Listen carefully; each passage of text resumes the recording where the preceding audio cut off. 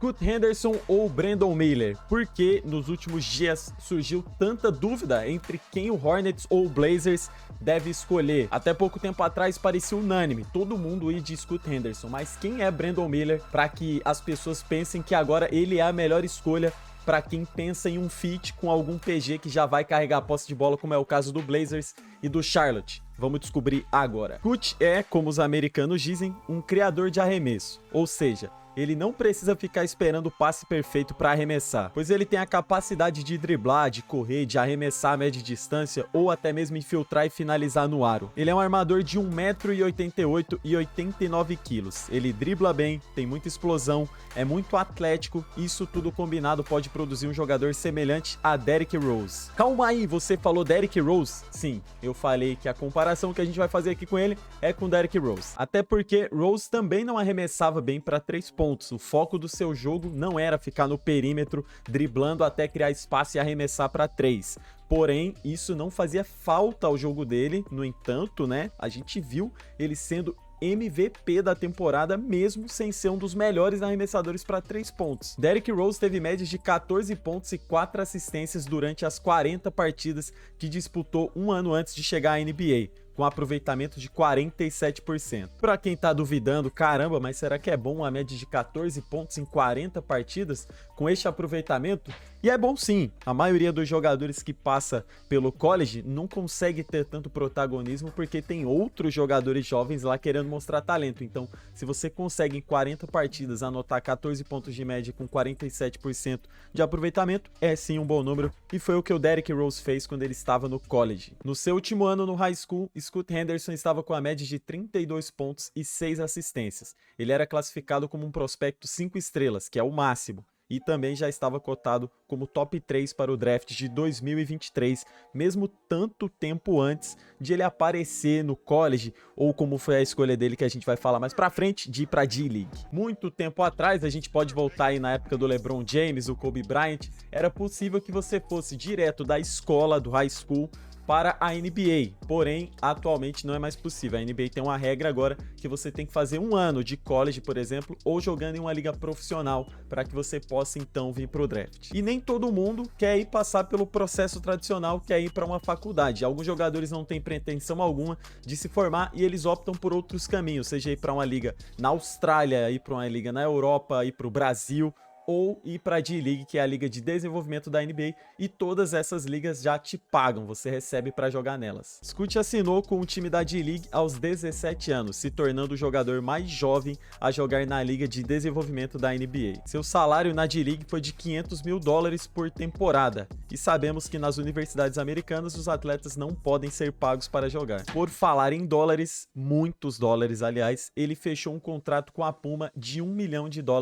mesmo sem ter disputado nenhum jogo ainda na NBA. Isso quer dizer que Scoot Henderson não traz apenas mais talento para as quadras, como também ele atrairá mais holofotes para a franquia onde for jogar. Por mais que você pense, caramba, isso é óbvio, nem todos os jogadores atraem holofotes como Scoot Henderson atrairá para o time onde ele for. E se tem uma franquia que precisa aumentar a sua receita e a sua visibilidade, é a franquia de Charlotte. Quando a gente fala de mercado na NBA, você tem que entender que quando os jogadores estão livres de contrato ou vão buscar uma troca, eles procuram saber se a cidade para onde eles querem ir morar, ou o time que está fazendo a oferta, a cidade do time que fez a oferta, eles querem saber o que tem lá que pode ser bom para eles, seja o clima, seja um lugar para morar, seja um lugar bom para os seus filhos crescerem, enfim. Eles levam em consideração a cidade como um todo, e alguns vão ainda mais além e pensam na tradição da franquia. Então, para as franquias que têm um mercado menor, que são menos cobiçadas pelos jogadores, o que resta para eles é conseguirem draftarem bem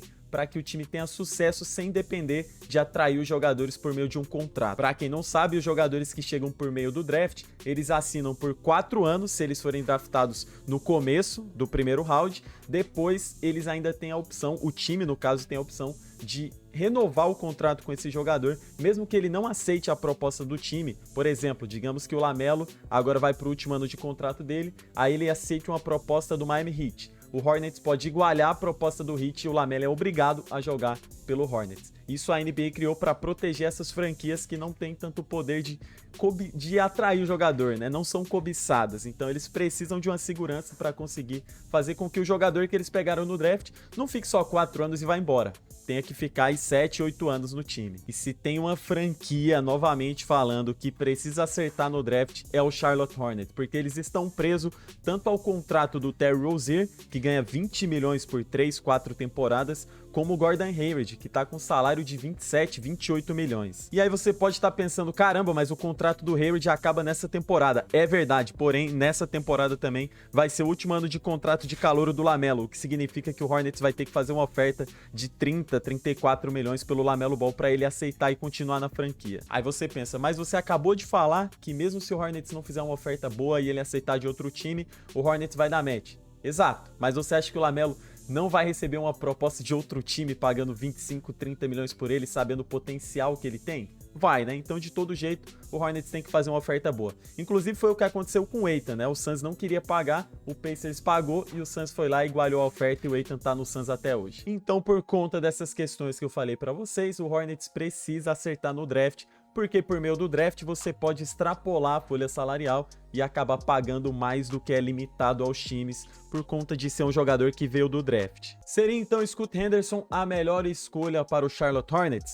Vamos a mais informações. Na sua primeira temporada na D-League, Scoot teve média de 14 pontos e 4 assistências, com aproveitamento em torno de 44%. Na última temporada, que foi a sua segunda temporada na D-League, ele terminou com a média de 16 pontos e 6 assistências, com aproveitamento de 42%, jogando a mesma minutagem que o Derrick Rose jogou no seu ano de calouro no college, algo em torno de 30 minutos por partida. Obviamente, ele recebeu várias ofertas para ir para uma faculdade, mas ele preferiu a D-League, sendo também o único prospecto a estar 2 anos na D-League antes de ir para o draft. Mais do que números, Scoot impressiona a todos que o assistem por conta de como possui uma mentalidade afiada para pontuar, não ficando intimidado diante de jogadores mais experientes. Afinal, desde o high school, onde jogou com um irmão 3 anos mais velho que ele, e depois na D-League, Scoot se acostumou a jogar com ou contra atletas mais velhos. Junto de Wembanyama, Scoot é tido como um dos prospectos com maior teto para evolução.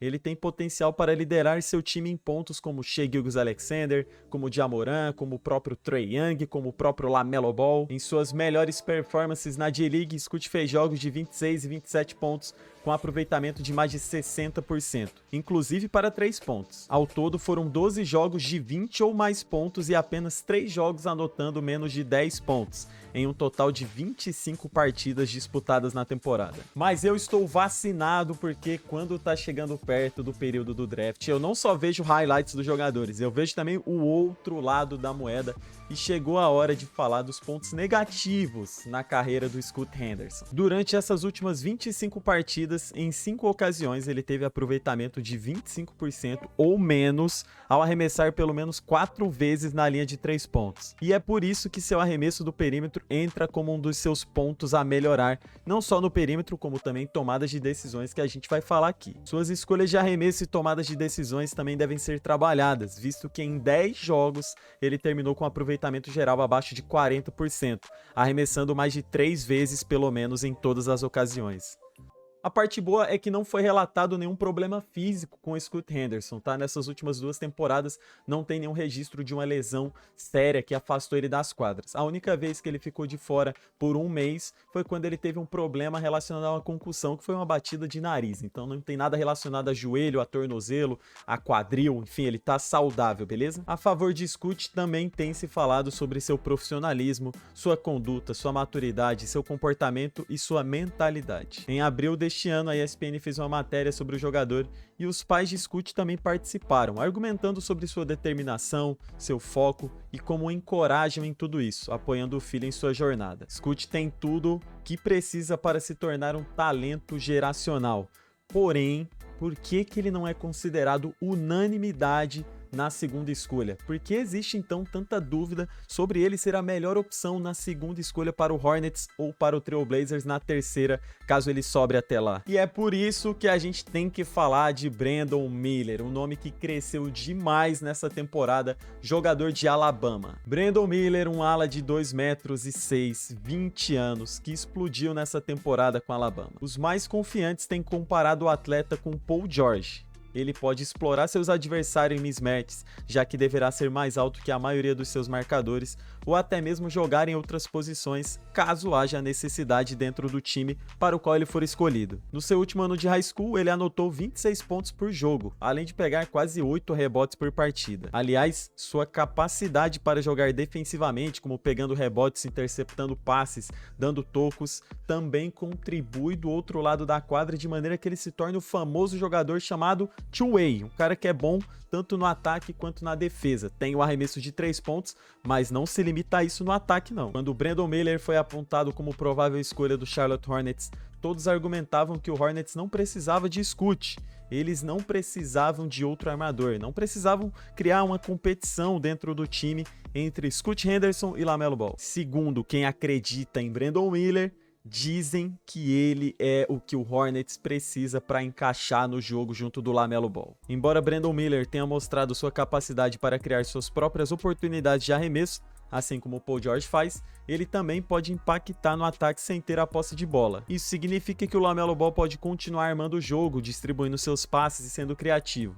Seria o encaixe perfeito se tudo der certo. Segundo analistas, é o que iria acontecer ou o que vai acontecer se o Hornets pegar ele. Um resumo básico sobre o Brandon Miller, uma descrição. Ele tem a altura do LeBron James e joga com a mesma mobilidade do Paul George, podendo, como eu falei, criar seus próprios arremessos, como o Paul George faz agora no Clippers. E essa altura dele ajuda ele, assim como ajuda o LeBron, em conseguir o quê? Muitos rebotes e dá muito toco, velho. Ele termina todas as partidas com pelo menos um toco. Teve jogo nessa temporada de college que ele deu 3 tocos na mesma partida. Mas embora ele seja alto para a posição, o que mais se elogia é seu poder ofensivo.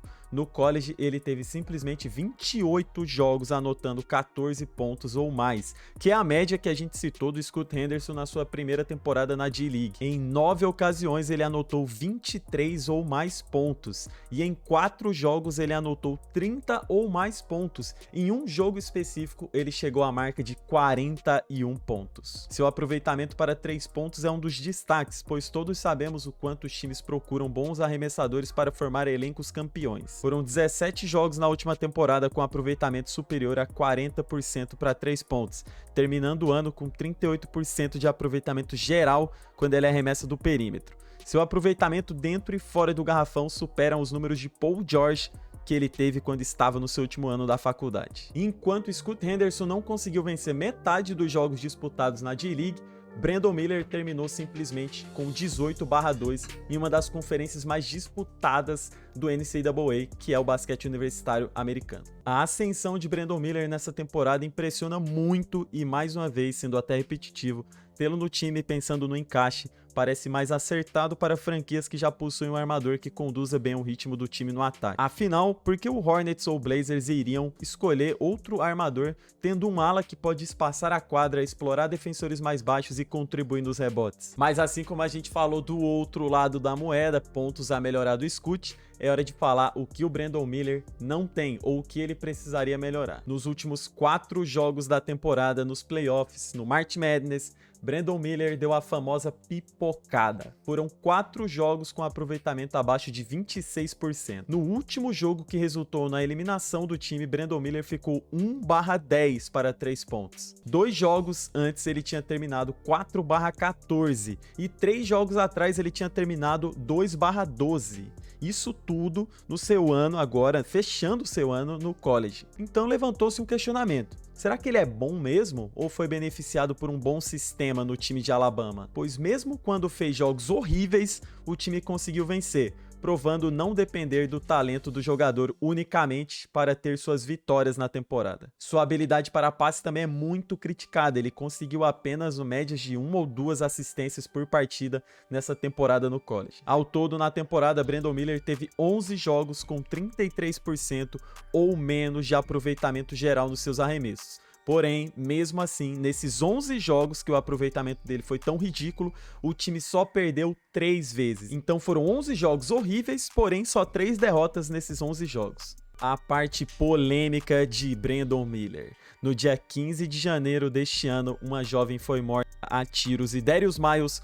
companheiro de time de Brandon Miller, foi acusado de participar do crime, ajudando o assassino a conseguir uma arma que foi utilizado para a morte da moça. Se vocês quiserem, inclusive, eu faço um vídeo explicando especificamente toda essa situação e toda essa polêmica. Deixa aí nos comentários se vocês querem esse vídeo. Como o vídeo é sobre o Brandon Miller, vamos falar especificamente sobre a parte que envolve ele em toda essa polêmica e não sobre o caso em si. Toda essa polêmica chegou em Brandon Miller por conta de Darius Miles, seu companheiro de time, como mencionei anteriormente, pois ele estaria junto quando seu amigo levou a arma para o local onde aconteceu o assassinato. Desde então, a faculdade tentou abafar o caso, não se envolver, mas Brandon Miller, mesmo depois de inocentado, passou a fazer um ritual pré-jogo, onde ele era revistado por um colega de time. O ritual de Brandon Miller começou a ficar cada vez mais chamativo, a mídia começou a cair muito em cima, porque não se sabe quantas vezes isso se repetiu. Mesmo depois de inocentado, Brandon Miller continuava a fazer um ritual onde ele era revistado por um companheiro de time ao entrar na quadra, para provar para a mídia, não provar, mas para criar essa polêmica de que estavam acusando ele injustamente. E tá aí outra vez o ritual. A pressão da mídia foi tanta em cima dessa situação que chegaram a pedir para cortarem ou retirarem ele do time. Mas fechado todo esse pacote do Brandon Miller e do Scoot Henderson, eu pergunto para vocês, existe escolha errada nessa segunda ou terceira escolha do draft? Brandon Miller ou Scoot Henderson sendo escolhidos, existe um dos dois que não é uma escolha certa? E eu trago essa pergunta porque os dois parecem muito bons, parecem excelentes opções, como se você escolhesse simplesmente pela preferência de estilo de jogo. É por isso que eu levanto o questionamento. Um dos dois pode se tornar um flop, pode se tornar um bust, como a gente usa essa expressão no basquete, um cara que não vai render. Scoot Henderson e Brandon Miller surgem como ótimas opções, seja na segunda ou na terceira escolha. Brandon Miller traz uma mentalidade vencedora, é alto, consegue arremessar de 3 pontos, pegar rebotes, finalizar explorando os famosos mismatches. Scoot Henderson é explosivo, atlético, capaz de bagunçar ou desequilibrar a defesa adversária e traz todo o holofote por trás disso. E à medida que o tempo passa, o Hornets permanece sem dar dica nenhuma e a gente fica pensando, cara, quem o Hornets vai selecionar? E isso deixa até mesmo o Portland Trail Blazers em dificuldade, porque eles não sabem que jogador vai estar disponível para eles na terceira escolha, seja para eles pensarem em selecionar, seja para eles pensarem em aceitar alguma oferta de troca. Como torcedor do Charlotte Hornets, eu penso, caramba, se tivesse disponível Derrick Rose e Paul George, eu acredito que dentro do que eu vejo no time do Hornets, a gente precisaria mais do Paul George, por conta do encaixe com o LaMelo realmente. Mas eu não tenho certeza se o Brandon Miller vai se tornar um cara igual o Paul George. Eu tenho... Cara, certeza é uma palavra muito forte. Mas eu tenho mais expectativa em cima do Scoot Henderson com relação ao potencial dele e a tudo que ele já demonstrou nesses anos de D-League. Então, eu, como torcedor do Hornets, escolheria Scoot Henderson, embora o Brandon Miller pareça um bom pacote também. E aí, você, qual é a sua decisão final depois de saber tudo isso sobre os dois? Quem você escolheria? LaMelo Ball vai jogar melhor com Scoot ou com Brandon Miller?